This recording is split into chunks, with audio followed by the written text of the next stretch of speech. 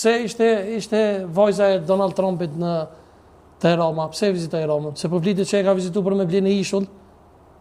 Inshallah e më bona ishull e pse? Ata kanë marrë ishullin e Sazanit, dihet që vendri Trumpit është një agent i Mossadit, dhe kjo ka dalë tash për publikun kush është Mossadi sa Mossadi shërbimi sekret izraelit, ai duke qenë qytetar amerikan, është shkelje e ligjeve amerikane që të punosh brenda një vendi për interesat e shërbimi të huaj të inteligjencës.